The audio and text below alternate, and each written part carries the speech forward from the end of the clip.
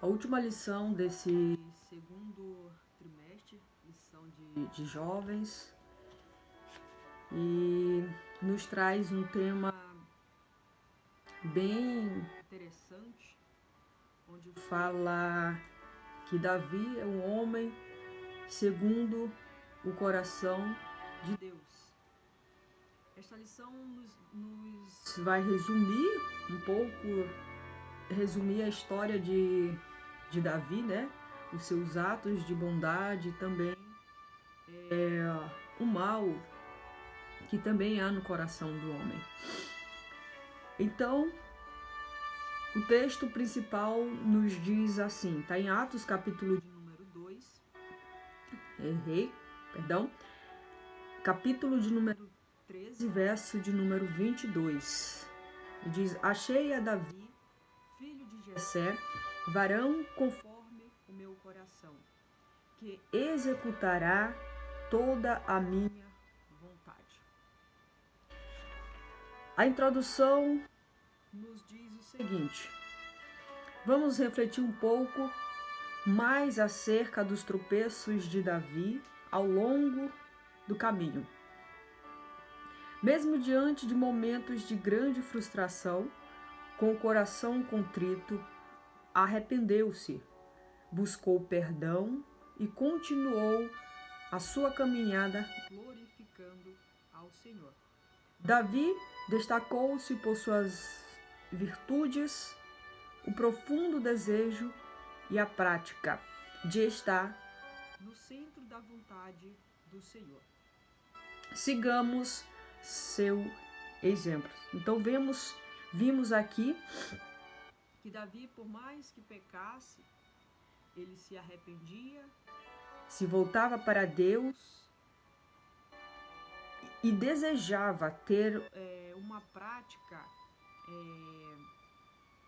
de glorificar a Deus, de ser submisso. Quando ele reconhecia o seu pecado, ele se voltava para Deus, né? E fazia a vontade do Senhor. O primeiro tópico, que é o que vai ser estudado neste livro, ou nesta lição, nos traz a história inspiradora de um homem segundo o coração de Deus. E o primeiro subtópico diz assim: começou bem.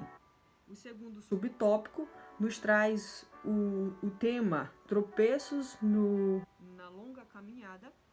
E o de número 3, o subtópico 3, traz o legado.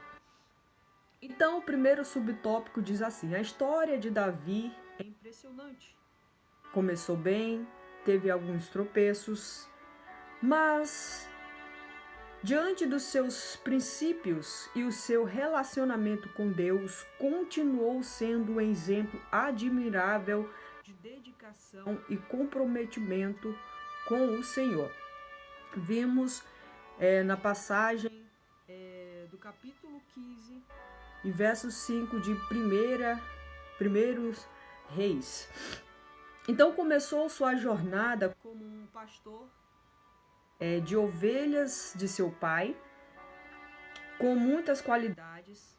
Era o que? Corajoso, cheio de ânimo, humilde, íntegro, e o Senhor era com ele. Com essas características, chegou diante do gigante Golias e, contrariando o senso comum e usado por Deus, venceu Golias. Tal postura manteve em toda a sua vida como soldado a serviço de Saul, preparando-se para um dia subir ao trono de Israel. Como rei, restaurou as leis negligenciadas, iniciando um tempo de edificação espiritual. Unificou as tribos de Israel, conquistou nações inimigas, fortalecendo o exército hebreu. Sem dúvidas, tempos de prosperidade no reino. Um rei que está na galeria dos maiores estadistas de nossa história. um servo do Deus Altíssimo. Então vimos toda essa conquista de Davi para o reino de Israel. Antes, ele teve todo um preparo, todo um processo, um tempo de espera para que se cumprisse. E no tempo de espera, tem-se os processos, né? Tem as dificuldades.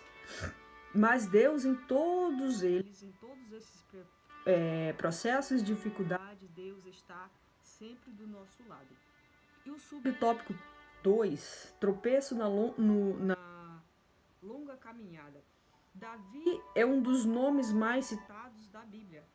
Não faltam histórias inspiradoras, fazendo referência ao filho de Jessé e profundos salmos escritos pelo belemita, né? Porém, as Sagradas Escrituras também nos revelam os tropeços ao longo da caminhada do homem segundo o coração de Deus. Sempre um convite à reflexão.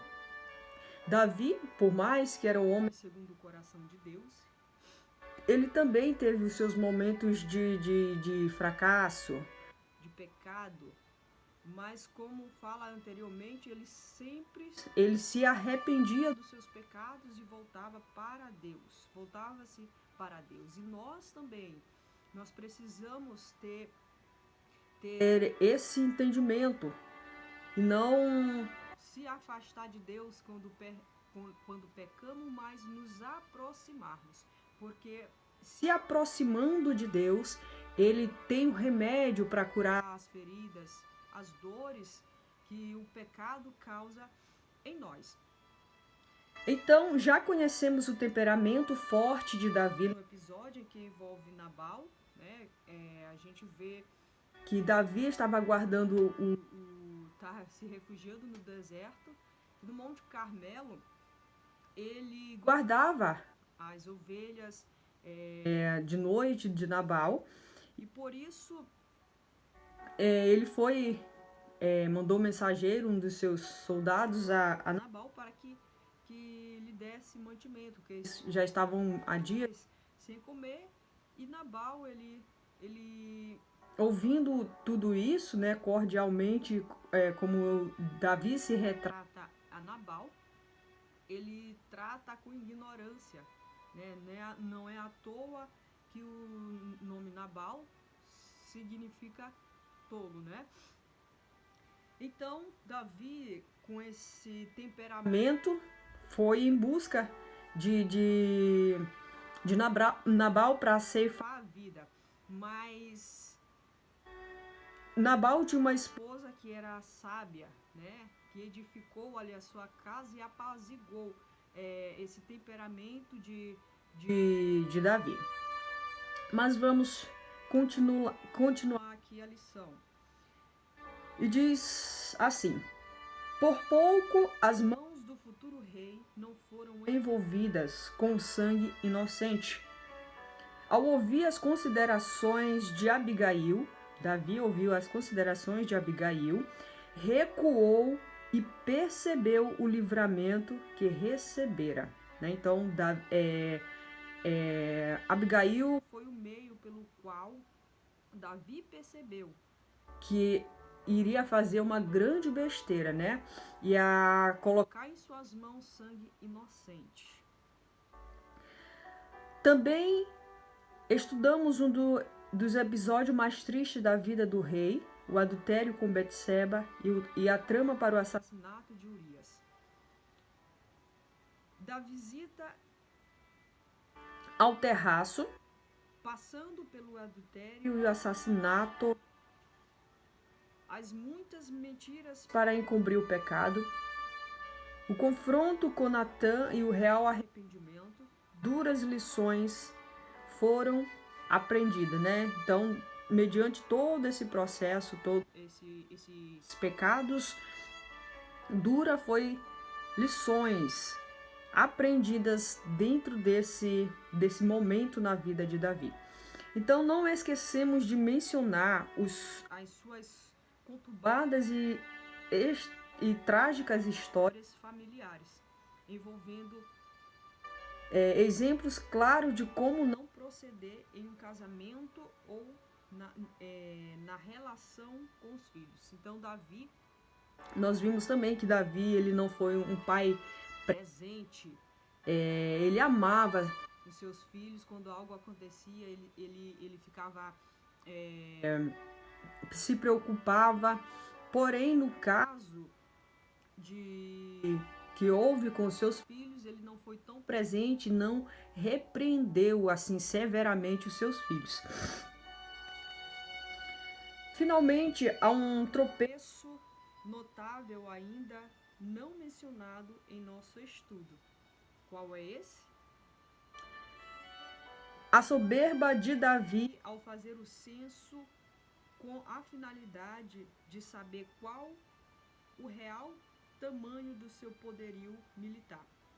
Uma astuta armadilha de Satanás. E em Primeiros Crônicas 21 vai nos relatar todo esse contexto desse censo, onde Davi se deixou levar por isso, mas esse não era somente a questão do censo, mas era o que estava dentro do coração. E Eliabe diz para que, né, o rei fazer isso, atraindo pestes, como diz na minha Bíblia aqui, para o povo.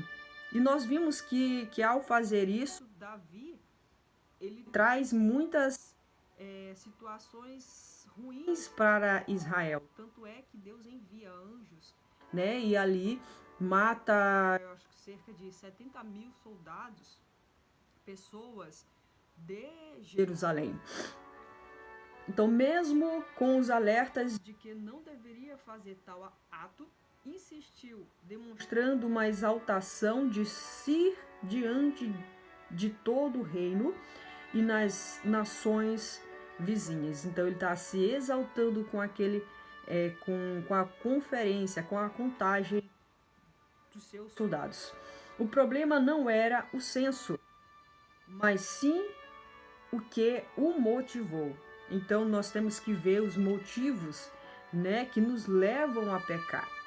Nós temos que trazer em mente, refletir sobre o que nós estamos fazendo, se isso vai agradar, se está desagradando a Deus, se vai prejudicar alguém. Então nós temos que ter em mente isso no coração, pedir para que o Espírito Santo, né, que intercede por nós com gemidos inexprimíveis, nos ajude nesses momentos.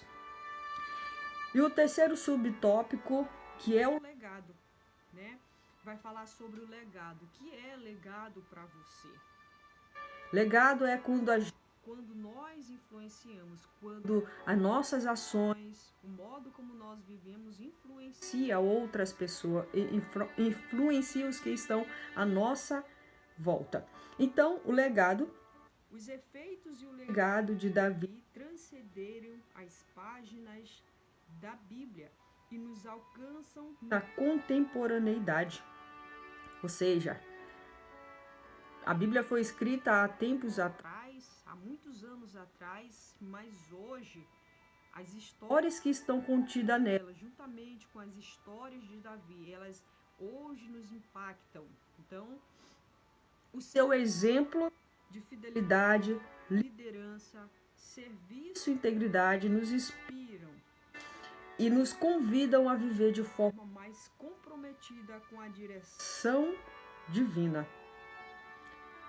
Adorador fervoroso e salmista divinamente inspirados. Então, estas são duas posturas que sinalizam o nítido exemplo de um homem que tinha no Senhor sua fonte de força, de alegria, de esperança, de fé e amor.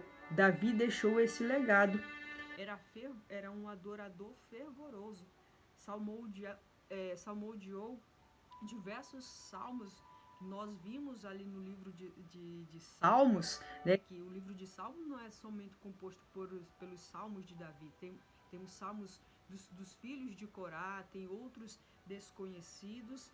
Então Davi era essa pessoa, por mais que tivesse os seus momentos de fraqueza, onde pecou, mas ele era um adorador fervoroso quando se arrependia por completo. Salmista divinamente inspirado, né? Então ele era inspirado pelo Espírito Santo nos momentos de fraquezas, né? Ele escrevia os salmos. Salmos 51 é um salmo belíssimo, né? E muitos outros que ele escreveu. Então, o subsídio ele vai nos trazer a reflexão, né? Do que nós estamos deixando para as pessoas em nossas voltas, dentro da família, dentro do ciclo de amizade, dentro da igreja até mesmo. Então, todos nós influenciamos e somos influenciados o tempo todo. Isso é legado, isso não é herança, isso é legado, é valores, não é dinheiro, né? Qual legado você está deixando para as pessoas que convivem com você?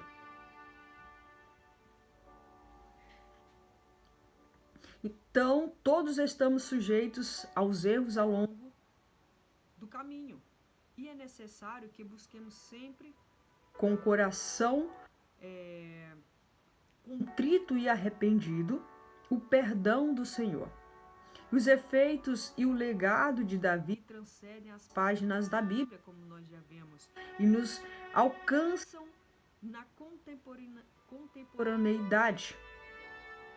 O seu exemplo de fidelidade, de liderança, serviço e integridade nos inspiram e nos convidam a viver de forma mais comprometida com a direção divina. Então, sob a direção divina, nós temos integridade, nós temos fidelidade, nós temos uma boa liderança.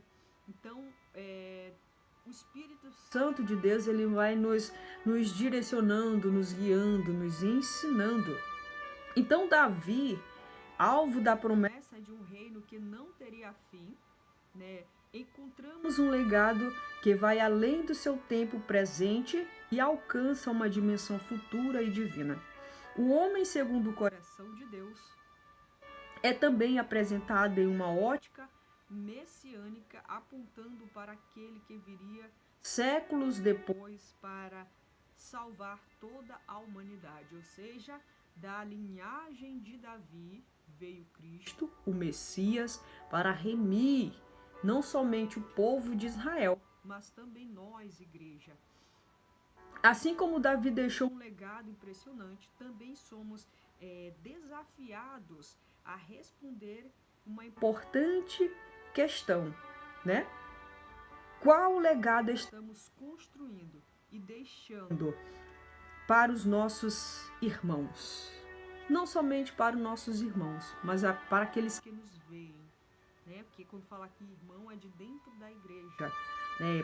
Agora para os nossos irmãos de sangue, para aqueles que nos veem, para as crianças que nos veem também. Então, mesmo nós sendo jovens, apresenta-se a nós a oportunidade de influenciarmos e promovermos nas pessoas que conosco convivem a vontade de viver novos desafios e o mais elevado de todos, abraçarem a causa do reino de Deus. Então, para isso, nós somos chamados para viver no propósito do Senhor, para que nós alcancemos pessoas com as nossas atitudes, com a forma como nós nos comportamos, nos lidamos neste mundo. E isto é em prol do reino de Deus. Então, esta foi nossa lição de hoje, o tópico primeiro, que traz a história inspiradora de um homem segundo o coração de Deus.